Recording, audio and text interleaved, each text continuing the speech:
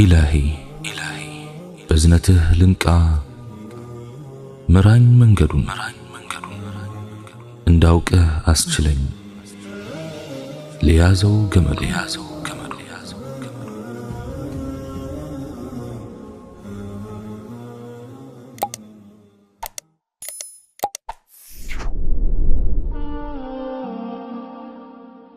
بسم الله. اللهم لك الحمد كما ينبغي لجلال وجهك وعظيم سلطانك، والصلاة والسلام على حبيبنا رسول الله وعلى آله وصحبه ومواله. السلام عليكم ورحمة الله وبركاته. سدستو يتوبت مسفرتوች በህይወታችን ብዙ ጊዜ ወንጀሎችን እንፈጽማለን። አላህ ያደለው በወንጀሉ አላህ ፊት እንዳይጠየቅ ተውበት ማድረግን ያስባል። ግን ስንቱ ነው ተውበቱ መስፈርቶቹን የሚያሟላ እንዲሆን የሚጨነቀው? ራሳችንን በሚገባ ጠይቀን እናውቃለን? ለመሆኑ መስፈርቶቹን ምን ያህሎቻችን በሚገባ እንለያቸዋለን? ለማያውቁ ጥቆማ፣ ለሚያውቁ ማስታወሻ ይሆን ዘንድ እጠቅሳለሁ። የተውበት መስፈርቶች 6 ናቸው።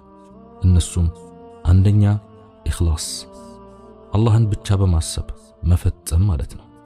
አንድ ሰው ወንጀልን የሚተው ዱንያዊ ጥቅሞችን አስቦ ከሆነ የመጀመሪያውን የተውበት መስፈርት ዘንግቷል። ሁለተኛ ወንጀሉን ማቆም። አንድ ሰው የሚፈጽመውን ወንጀል ባላቋረጠበት ሁኔታ ተውብቻለሁ ቢል ቀልድ ነው የሚሆነው። ስለዚህ ተውበት ያሰበ ሰው ጥፋቱን በቀጠሮ ሳይሆን በቀጥታ ሊያቆም ይገባል። ሶስተኛ ወደ ጥፋቱ ዳግም ላይ መለሱ ቁርጠኛ ውሳኔ ላይ መድረስ። አንድ ሰው ከወር በኋላ እንደሚመለስ እያሰበ ረመዳን ሊገባ ሲል አንድን ወንጀል ቢተው መስፈርት ስላላሟላ ተውበት አድርጓል ማለት አይቻልም።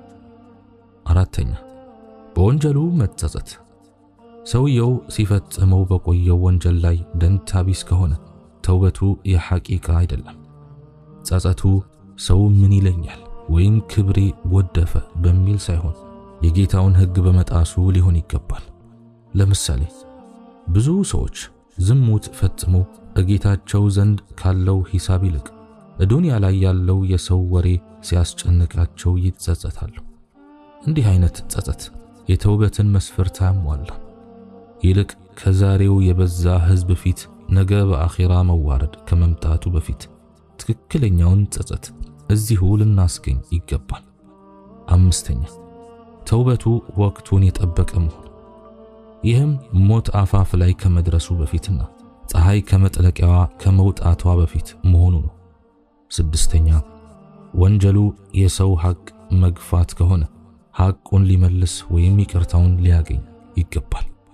ያን ማድረግ ካልቻለ ዱዓ ሊያደርግለት እንዲሁም እስትግፋርና ኸይር ሥራ ሊያበዛ ይገባል። ከዕለታት አንድ ቀን አንድ በዕድሜ የገፋ ሽማግሌ ወደ ነቢዩ ዓለይሂ ሰላቱ ወሰላም መጣና ሙሐመድ ሆይ በምድር ላይ ባሉት ሰዎች መካከል ቢከፋፈሉ ሊያጠፏቸው የሚችሉ ወንጀሎች አሉኝና ተውባ ማድረግ ይቻለኛልን ሲል ጠየቃቸው። እሳቸውም ከአላህ በስተቀር አምልኮት የሚገባው አምላክ የለም፣ እኔ ደግሞ የአላህ መልእክተኛ መሆኔን ትመሰክራለህን አሉት። ሽማግሌውም አዎን እመሰክራለሁ አላቸው። እሳቸውም ይህን ከፈጸምክ አላህ ወንጀሎችህን በምንዳዎች ይለውጡልሃል አሉት። ሰውየው በዚህ የነቢዩ ዓለይሂ ሰላቱ ወሰላም ብስራት ከመጠን በላይ ተደንቆ ወይኔ ጥፋቴ ወይኔ፣ አላህ ወንጀሎቼን በምንዳዎች ይለውጥልኛልን አለ። እሳቸውም አዎን አሉት። ሰውየውም አላሁ አክበር እያሉ ሄዱ። አላህ ስብሓንሁ ወተዓላ ምን ይላል? አዑዙ ቢላሂ ሚነ ሸይጣን ረጂም ወለዚነ ኢዛ ፈዐሉ ፋሒሸተን አው ظለሙ አንፉሰሁም ذكروا الله فاستغفروا لذنوبهم ومن يغفر الذنوب إلا الله ولم يصروا على ما فعلوا وهم يعلمون ለነዚያ መጥፎ ስራን በሰሩ ወይም ነፍሶቻቸውን በበደሉ ጊዜ አላህን የሚያስታውሱና ለኃጢአቶቻቸው ምህረትን የሚለምኑ ለሆኑት ከአላህም ሌላ ኃጢአቶችን የሚምር አንድም የለም። በስህተት በሰሩትም ላይ እነርሱ የሚያውቁ ሲሆኑ የማይዘወትሩ ለሆኑት ተደግሳለች። ሱረቱ አሊ ዕምራን አንቀጽ 135። ልብሳችን በቆሸሸ ቁጥር ሳንሰለች እንደምናጥበው ወንጀል ደጋግመን የምንሰራ እንኳን ቢሆን ደጋግመን ተውበት ከማድረግ አንሰላች። ባይሆን ልብሳችን አውቀን እንደምናቆሽሸው ሁሉ ወደ ወንጀል አውቀን አንግባ። قال رسول الله صلى الله عليه وسلم يا أيها الناس توبوا إلى الله واستغفروه فإني أتوب في اليوم 100 مرة. يا الله ملكتني عليه الصلاة والسلام عندي هيلونال إن أنت سوت شوي ودا الله تملسوا مهرتم تأيقوت أني كوبك أن عندما توجزي توبة أدرقله هيلونال نبياتنا عليه الصلاة والسلام. مسلم زقبوتال نبياتنا عليه الصلاة والسلام يعلفهم يميمت أو منجل تمروا لها ليتبالوت يا الله ملكتني عليه الصلاة والسلام بكأن يهني هل توبة كارقو إنياس الله بالقرآن لا من إلال. أعوذ بالله من الشيطان الرجيم. يا أيها الذين آمنوا توبوا إلى الله توبة نصوحا عسى ربكم أن يكفر عنكم سيئاتكم ويدخلكم جنات تجري من تحتها الأنهار يوم لا يخزي الله النبي والذين آمنوا معه نورهم يسعى بين أيديهم وبأيمانهم يقولون ربنا أتمم لنا نورنا واغفر لنا إنك على كل شيء قدير. እናንተ ያመናችሁ ሆይ ንጹህ የሆነችን ጸጸት በመጸጸት ወደ አላህ ተመለሱ። ጌታችሁ ከናንተ ኃጢአቶቻችሁን ሊሰርይላችሁ ከስሮቻቸው ወንዞች የሚፈሱባቸውንም ገነቶች ሊያስገባችሁ ይከጀላልና። አላህ ነብዩን እነዚያንም ከርሱ ጋር ያመኑትን በማያሳፍርበት ቀን ብርሃናቸው በፊቶቻቸውና በቀኞቻቸው የሚሮጥ ሲሆን ጌታችን ሆይ ብርሃናችንን ሙላልን፣ ለኛም ምህረትም አድርግልን፣ አንተ በነገር ሁሉ ላይ ቻይ ነህና ይላሉ። ሱረቱ ተሕሪም አንቀጽ 8። ሰልማን አልፋሪሲ ረዲየላሁ ዐንሁ እንዲህ ይላሉ፣ የምትመኛቸውን ነገሮች ማግኘት የምትችለው ስሜትህ የሚፈልገውን ነገር በመተው ብቻ ነው። ተስፋ የምታደርገውንና የምታልመውን ነገር የምትጨብጠው በምትጠላው ነገር ላይ ስትታገስ ነው። ንግግርህ አላህን ማውሳት ያለበት ይሁን። ዝምታህ ማስተንተን፣ እይታህ ማስተዋል የተሞላበት ይሁን። ዱንያ ትቀይራለች፣ ድሎቷም ሆነ ደስታዋ ይለወጣል። በሷ አትታለል። ቤትህ መስጂድ ይሁን። ዑመር ኢብኑ ዓብዱል ዓዚዝ ረሒመሁላህ እንዲህ ይላሉ፣ አላህን የሚፈራ ሰው አላህ ሁሉም ነገር እሱን እንዲፈራው ያደርጋል። አላህን የማይፈራ ሰው ደግሞ ሁሉንም ነገር ይፈራል።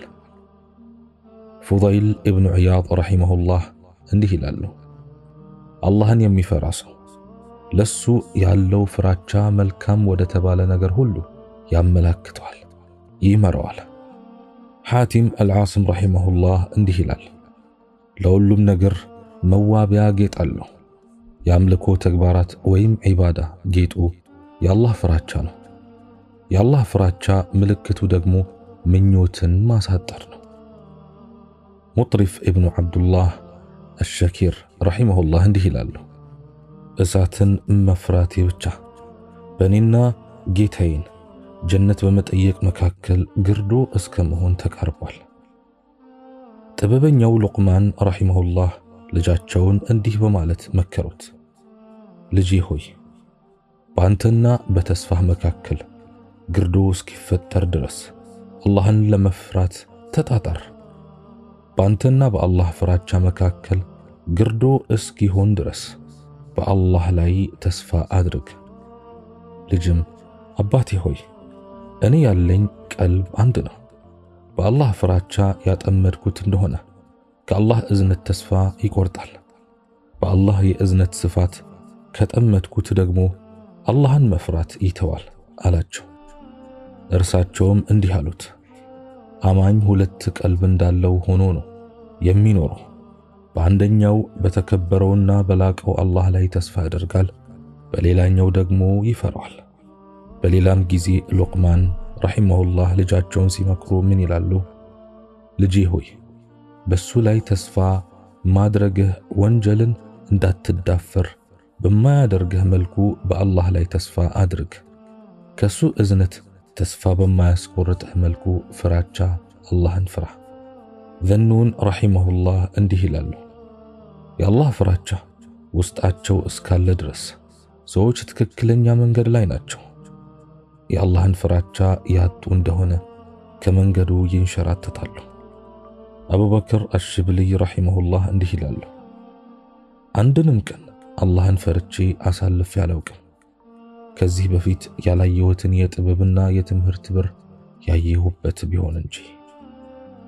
ሱፊያን ኢብኑ ዑየይና ረሒመሁላህ እንዲህ ይላሉ፣ ወንጀሉ አነስተኛ የሆነ ሰው አላህን የሚፈራ ሰው ማለት እሱ ነው።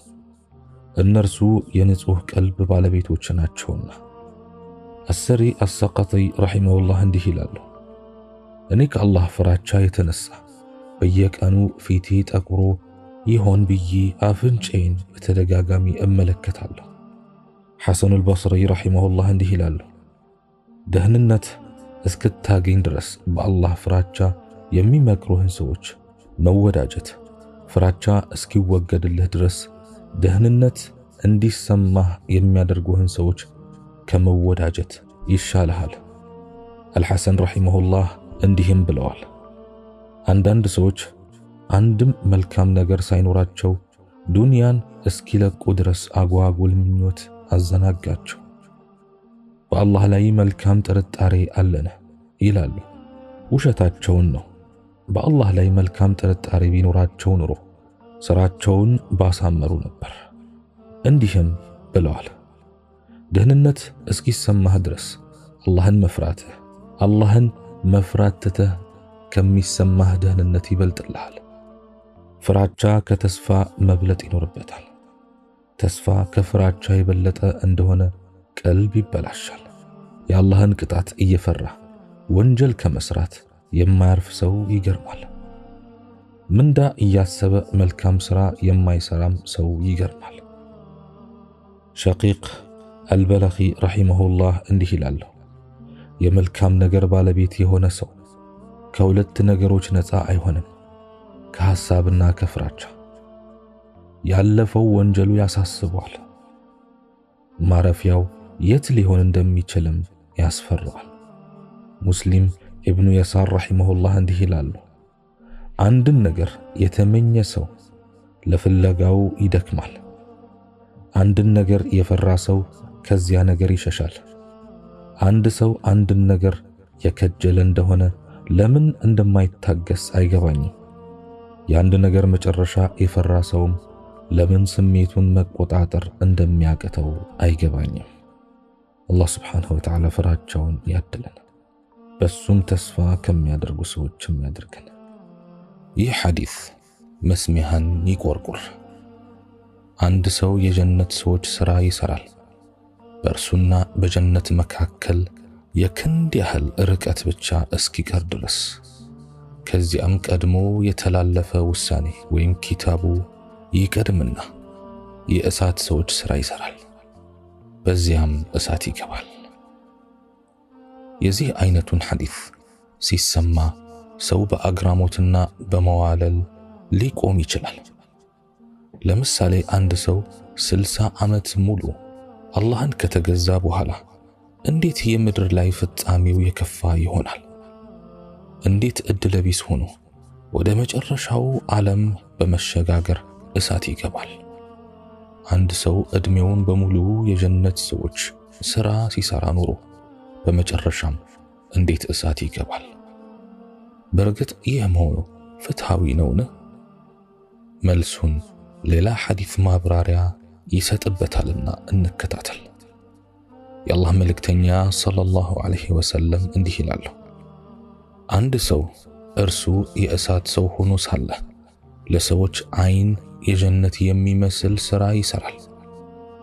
ሌላ ሰው ደግሞ የጀነት ሰው ሆኖ ሳለ በሰዎች ዓይን ሲታይ የእሳት ሰዎችን ሥራ ይሰራል። እናም ጉዳዩ ወዲህ ነው። በቀልቡ ውስጥ ያለ ቆሻሻና በልቦናው ውስጥ የተሸሸገው የይውልኝና ይስሙልኝ ስሜትና ዓላማ ነው ለጀሃነም የዳረገው ማለት ነው። ስለሆነም ይህንን መገንዘብ ይኖርብሃል። በጌታህ ላይ መጥፎ ጥርጣሬ አይኑርህ። እሱ ከጎዶሎና አሉታዊ ነገራት ሁሉ የጠራ አምላክ ነው። የአንድን ባሪያ መልካምነት በቅጣት ከመመለስም ከፍ ያለና የላቀ ነው። እኛን ከመቅጣት የሚጠቀመው ነገር የለም። ነገር ግን እኛው ነን ራሳችንን የምንጎዳው። እሱ አመስጋኝ ጌታ ነው። ከሰው ልጅ ሥራ ትንሽ እንኳን ያመሰግናል። ከጥፋትም ብዙውን ይቅር ይላል። መልካም የሰራን ሰው ሥራ አይዘነጋም። እንዲያውም ያለ ልክና ያለ ገደብ እጥፍ ድርብ አድርጎ ይመነዳል። መልካም ባሪያ ማለት በአምላኩ ላይ መልካም ጥርጣሬን የሚያሳድረው ነው። አላህ ሱብሓነሁ ወተዓላ በገባለት የጀነት ቃል ኪዳን ቀጠሮ የሚደሰት ነው። በራሱ ብቻም ሳይወሰን ብስራቱን ለሌሎች ጭምር ያስተላልፋል። ሰዎች ስለ ዓለማት ጌታ ጥሩ እንዲያስቡና አላህን ሱብሓነሁ ወተዓላ በመልካም እንዲጠረጥሩ ያበረታታቸዋል። አላህ ሱብሓነሁ ወተዓላ ፍራቻውን ያድለን፣ በሱም ተስፋ ከሚያደርጉ ሰዎችም ያድርገን። እኔም በተናገርኩት እናንተም በሰማችሁት የምንጠቀም ያድርገን። ሱብሓነከ አላሁመ ወቢሐምዲክ أشهد أن لا إله إلا أنت أستغفرك وأتوب إليك وآخر دعوانا أن الحمد لله رب العالمين والسلام عليكم ورحمة الله وبركاته.